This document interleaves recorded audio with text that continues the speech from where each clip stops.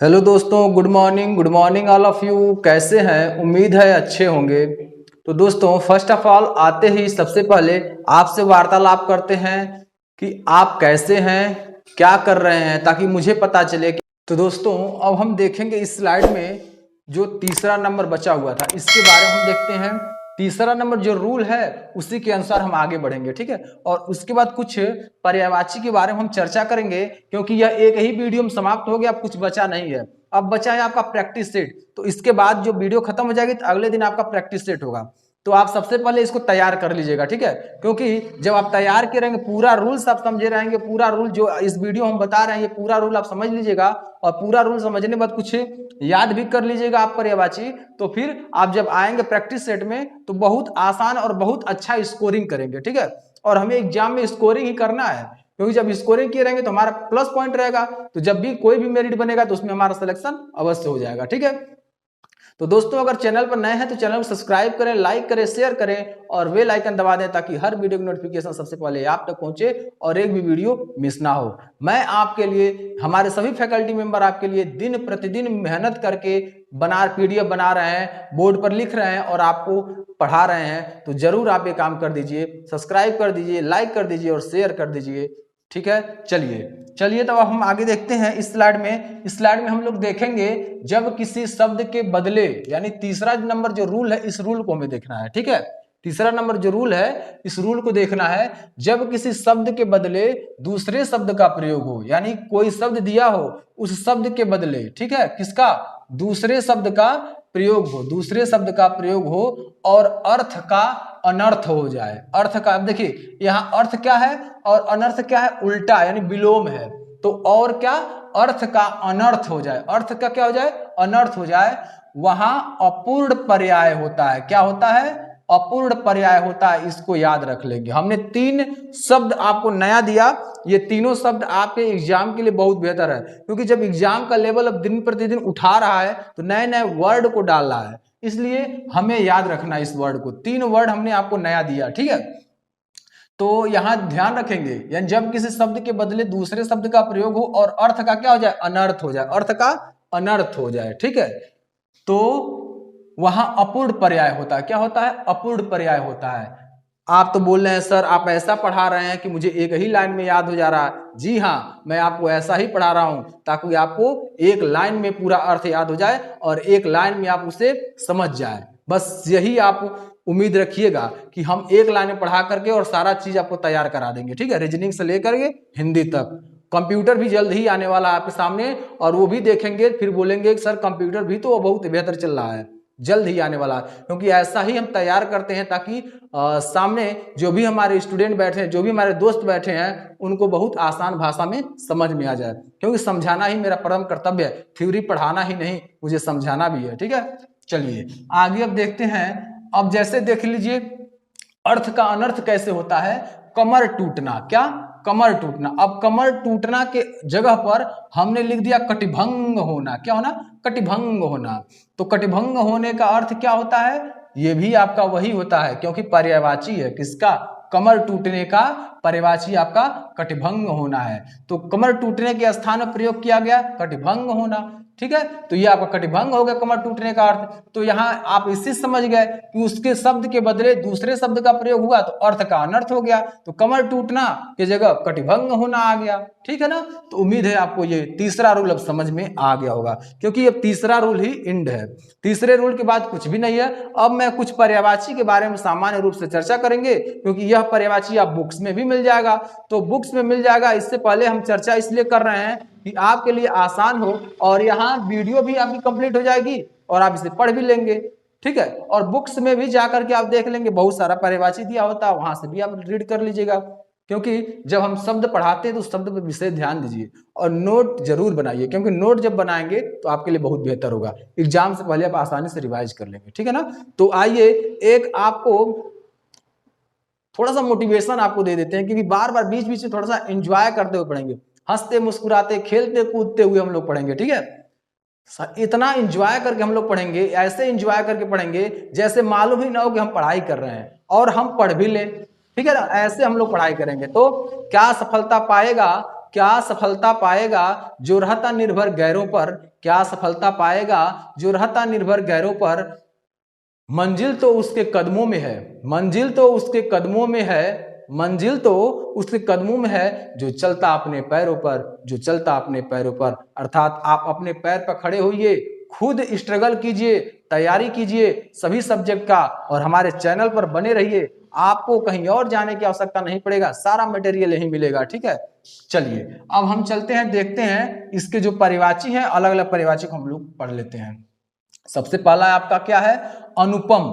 अनुपम का अर्थ क्या होता है, अद्भुत। अनुपम का अर्थ क्या होता है, अद्भुत। तो अनुपम का जो अर्थ होगा यानी परिवाची होगा, अनोखा होगा, अपूर्ण, अद्भुत, अनूठा, अतुल, अद्वितीय और अनन्य। ये आपका अनुपम का परिवाची होगा। अगला हम देखते हैं, दूसरा नंबर में दिया अश्व। क्या दिया है, अश्व। अश्व मतलब क्या होता है, घोड़ा। अश्व मतलब घोड़ा।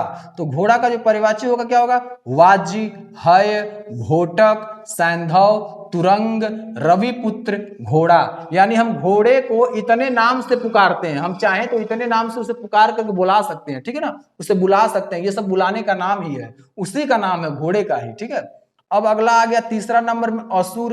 असुर के बारे में थोड़ा सा पढ़ लेते हैं। असुर मतलब क्या होता है, आप जानते ही हैं। घर पर कोई अगर कुछ खाते हैं और ज्यादा खाते हैं तो बोलते क्या है, असुर हो गए हो। क्या बोलते हैं, असुर हो गए हो, यानी राक्षस हो गए हो।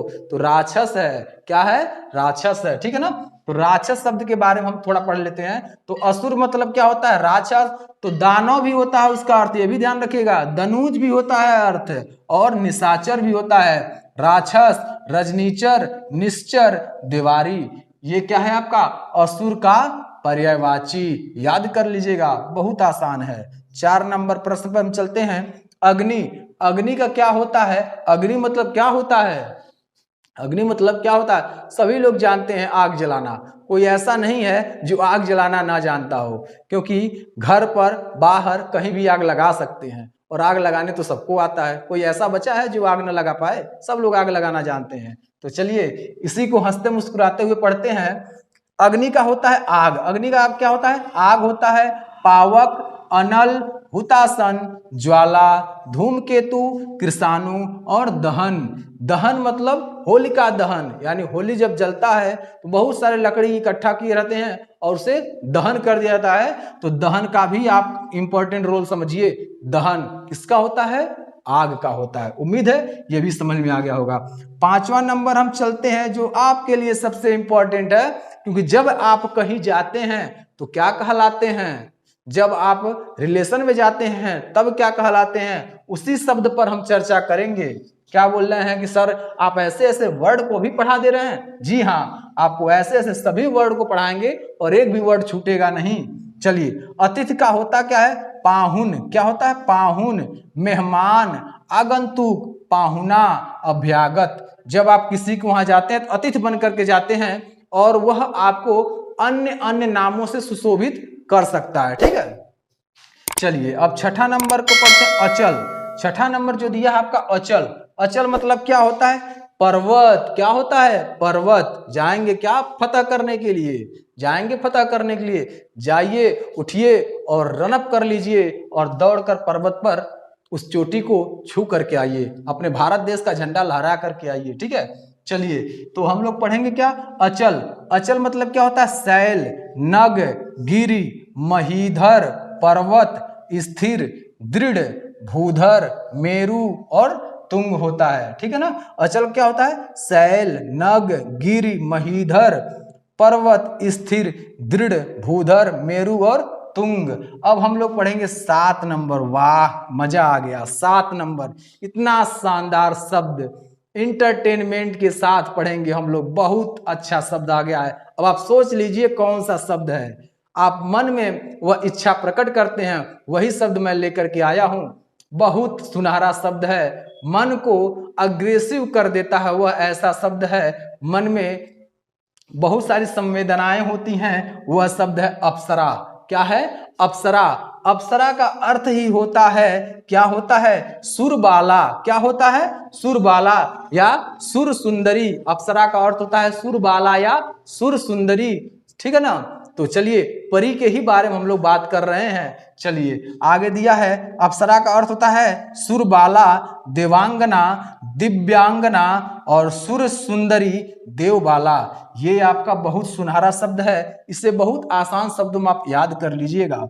चलिए 8 नंबर, और ये जो इस स्लाइड का सबसे अंतिम है। आप कहेंगे क्या सर, आप कह रहे हैं क्या सर लास्ट में हमारा अपमान ही कर देंगे।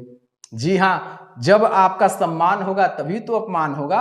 तो आप स्टार्ट किए सम्मान के साथ और खत्म कर रहे हैं क्या, अपमान के साथ। एकदम शानदार शब्दों में आपको याद कराने का प्रयास कर रहे हैं। क्लास रोचक हो रहा है, सब लोग एंजॉय के साथ पढ़ रहे हैं, किसी को बोरियत महसूस नहीं हो रहा है। बस ऐसे ही क्लास अटेंड कीजिए IT online education by Hemant sir के लिए, ठीक है।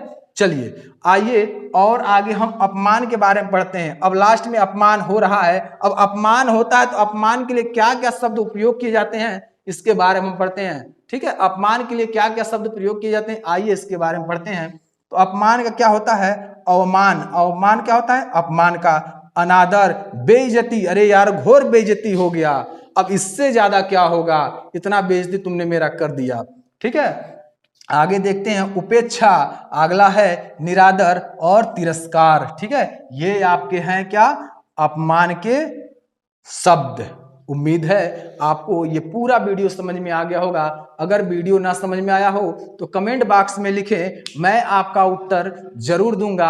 अगर किसी प्रकार की आपको समस्या हो तो हाँ, लेकिन जब वीडियो पूरा वॉच करेंगे तभी उसका जवाब मिलेगा, क्योंकि वीडियो पूरा वॉच नहीं करेंगे, आधा देखेंगे वीडियो और कमेंट करना स्टार्ट कर देंगे खटखट खट, क्योंकि टाइपिंग करने तो आता है सबको तेजी से, तो टाइपिंग करने करिएगा, लेकिन पहले वीडियो को शुरू से लेकर अंत तक देख लीजिए। एक बार न समझ में आए दोबारा देख लीजिए, उसके बाद कमेंट कीजिएगा, तब बहुत आसान होगा, ठीक है ना।